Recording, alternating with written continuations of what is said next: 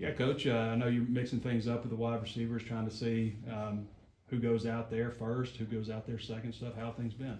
Man, things been going well. We got roughly 8 to 9 guys. We kind of rotating in there, and just each guy gets their own series, and trying to figure out who's being more consistent.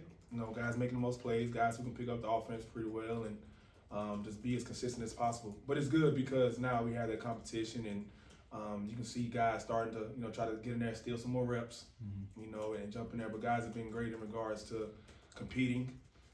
But also being supportive of the next guy who's in there, But they've done a great job of getting mental reps when they're not in there as well, So they try to not make the same mistake that the guy that's in there in front of them has made. So it's been good so far, and just seeing those guys understand the sense of urgency now with us being less than a month away from the first game.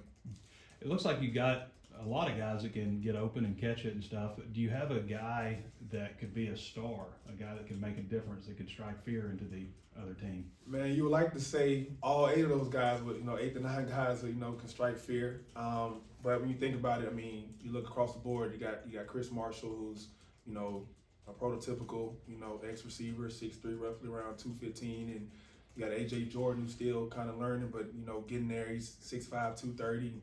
Then you got Jamari Hawkins, who can run, who has elite speed.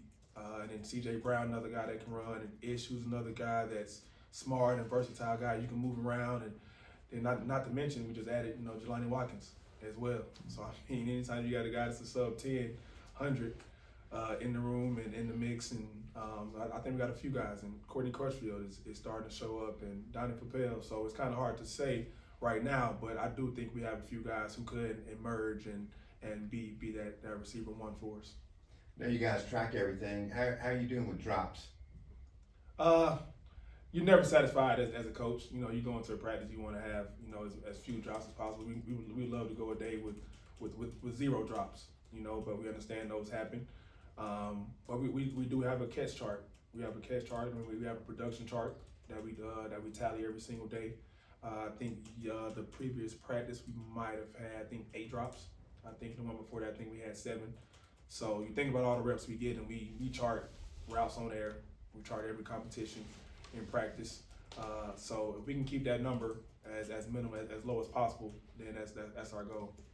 Right. And then CJ came in. He's starting to emerge in our eyes as kind of a team spokesman, leader type guy. What do you see from the leadership standpoint in your room?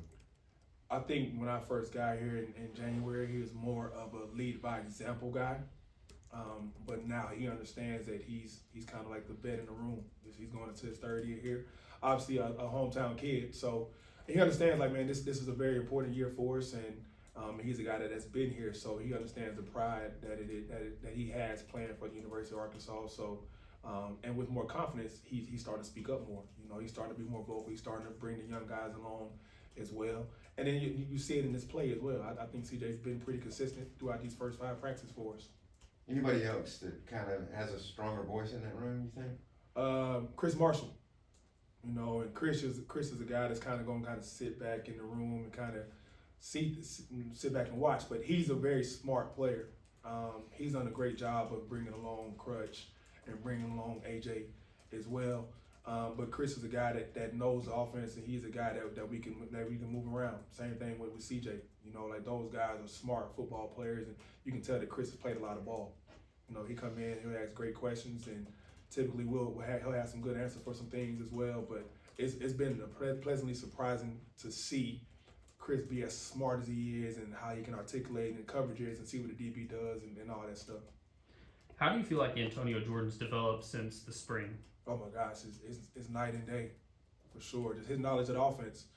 And one thing, testament to AJ, what he did every single day this summer, he came in and he met at noon with us. He came in, he ate lunch at like 11:30, came in at noon, and we met for like 45 minutes because he had study hall at 1 o'clock and he had weights at 2:30. So that's been huge for his development, his confidence and knowledge of the offense.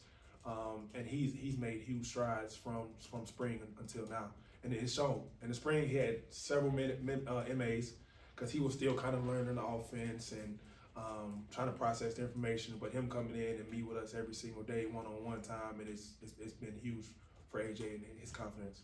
Yeah, Coach Cramsey said he's really of those 9 guys the only one that's like a for sure you're the X. How's he done in that role? How's he done in one-on-ones?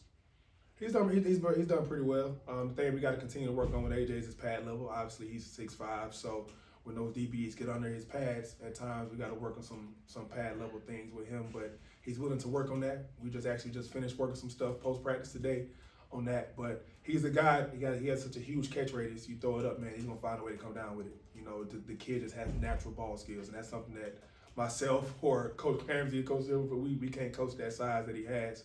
But the kid has a special skill set when it comes to those 80-20 balls that we refer to those as. I think Trey's question about is there a guy that strikes fear is kind of the biggest question with your room, but phrasing it a different way, like how important is it to find a number one target, or are you comfortable if it's an even share of targets for 4 or 5 guys this year? I mean, man, you would love to have one guy that you can kind of go to and in any kind of situation, the guy's going to be, the guy to make the play for you. But it's also good to have depth in the room as well, And I've been a part of offenses where there's a huge drop off from your top 3 guys, and I don't think we have that here. I think depth is not an issue in the room, but we would like to see, a few guys kind of separate themselves to solidify, being a receiver 1, a receiver 2, the guys that we kind of depend on in crunch time. How much does whoever wins the quarterback battle also kind of play into that with like whoever it is lining up under center, the better chemistry that he has with the wide receivers? Could that be a determining factor on maybe who is starting and getting the most reps for you guys? It's kind of hard to say that. I mean, we're gonna roll with who the best guy is, and all our guys have great relationships with the guys in the quarterback room. They've all spent all summer throwing routes on there with those guys, extra time, just trying to build a relationship with all the guys in the room. Because that's the first thing that I addressed in fall camp was, hey guys, there's a big elephant in the room. We know what it is. It's the quarterback situation. We're gonna roll with whoever it is. We're gonna be supportive of whoever it is, no matter what. And we got to make every quarterback look good, no matter who it is under center. And going back to just kind of like AJ's the only X, is that valuable for a receiver room to have such versatility and guys you can move all over the field? I mean, how does that make the room better, I guess? Oh man, it's huge because you end up breaking tendencies. If you got a guy that's playing one position and a defense can kind of, shadow him or bracket him, now we can move guys around. And we have a smart enough room so those guys can play multiple positions. They can play all 3 positions, the X, the A, or the Z. As well, so that's huge for us because now it allows us to do so many things offensively. We can say, Chris, hop in there and go on the slot, or CJ, go in there and go to X, or Ish, go outside to Z. So no matter what, I mean, we have the capability of doing that. And it makes our job a lot easier because we don't have to limit ourselves from an offensive standpoint, and Cramsey don't have to limit what he calls as well. Arkansas hasn't had a positive turnover margin since 21. This is your 4th year with Coach Silverfield? Yes, sir. Going to fourth year. And Memphis has always been good in the turnover department. Have you been around the staff before as a coach or a player that's emphasized like the OTB stuff or ball security as much? I like the fact that you mentioned the OTB. Mm-hmm. But the fact that we do ball security every single day. And we understand that the turnover margin is probably the number 1 determining factor in wins and losses. So every single day we're gonna do some kind of form of ball security, and we're gonna yell it throughout practice. Our guys understand it because we understand like the ball is the program. Anytime you touch the ball, you have the whole program in your hands, and that's highly important. And we don't take that lightly, and we understand. Not to mention last year, but the turnover margin was not that great, and there's several games that probably should have been won. Had the ball security been a little bit better, so we want to harp on that. Because we know that we are very close. We have the talent here, we have the coaching staff, we have the players. We do the little things right and focus on the details from owning the ball and focus on the ball security. I think we got a chance to hopefully put ourselves in some good situations. Yeah. Several guys that should have been won, including probably maybe Memphis. Man, for sure, for sure. 5 practices in, you got 20 more practices to go before the first game. How's the energy level right now after, being out in the heat and all that kind of stuff compared to maybe where you guys started out? I think today we started off pretty strong. I think we kind of hit a lull in the second half of practice towards the end. I think guys kind of started feeling sorry for themselves a little bit. But outside of that, the first four, man, been great. I mean, guys have been great in meetings. They've been taking great notes. They've been energized. They've been focused, you know. But I do think today we hit a little lull second half, particularly the receivers. I can't speak for everybody else, but particularly in our room, I think we kind of hit a lull in the second half of practice a little bit. But all in all, throughout the first five, I've been pleased with guys' energy. I've been pleased with guys' competitiveness. And I've been pleased with guys just coming there with the right mindset to come in there and attack and get better each and every day. I want to ask you about a couple of specific guys. Fapel, what's his consistency level been like? Donnie's a real solid, sure-handed guy for us. He's smart. He's another guy that we can move around. Very strong hands. Very strong hands. Donnie does a really good job making contested catches. You know, he's a steady Eddie. He's not gonna say too many words, you know, but he's gonna come in and he's gonna work. He's gonna take great notes in meetings. Mm-hmm. He's gonna ask great questions. Donnie is a true pro both on and off the field. He then, has that right approach. Okay, and then I want to ask you also about Hawkins. What's your take on him? All right, so me and Jamari's relationship is a little different, obviously. This will be our fourth year together. But just seeing him come in and being able to raise his level of play, to come in here and compete. I've been very pleased with him, and one thing I've been trying to harp on him about is being a little more vocal. And he's starting to get outside of his shell and speak up a little bit more, because he's a guy that understands the OTB and the importance of the culture that, you know, that Coach Silverfield and Coach Cramsey and everyone else around here preaches. But I've been pleased with Jamari and his growth and his development of getting outside his comfort zone. Yeah. You know, think about it, he was at Memphis for 4 years, at a place where he never really was, you know, put in like a leadership position. But him coming here, understanding this is his 5th year, he's a vet in our system, so he's very comfortable with everything that we do, and it's good to see him step up and be more vocal and speak up and get outside of his shell, and that's why I feel like he's grown, he's developed throughout his time here so far. And then CC, your thoughts on him getting through spring, you know, after the injury last year? Man, it's good to see him and good to see Ish out there. You know, he's another guy that's smart. He's more of a lead by example guy. He'll speak, you know, but he's a guy who's more lead by example guy. He's tough as hell, very physical. He's gonna make those contested catches. He's smart. He's savvy. I love Ish because he has a big chip on his shoulder. You know, you think about it, the kid hadn't played in the game in almost 2 years. You know, so for him, like this whole offseason has been very personal for him to get back out there on the field, because he understands that, man, he wished he was out there last year, and he didn't want to go through that again. So just seeing his hunger, his determination, and his focus this offseason, it's been great. But I've been very pleased with Ish. Back to Jamari, I think he led y'all last year in yards per catch maybe at Memphis, big play threat. How do you get, you know, just making sure that happens, you know, get that consistency with more catches and maybe some, you know, that amplifies the total yards? I mean, is that something he can work on, or just maybe a product of what the Memphis offense was last year? I think it was a product, but also a testament to him and his hard work. You know, his role definitely increased last year for us, but he's a guy that stayed in the system.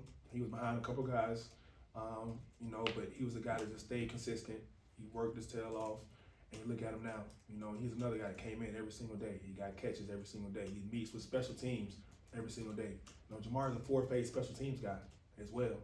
You know, so the kid he's built different. He's wired different. He's very smart. He's tough.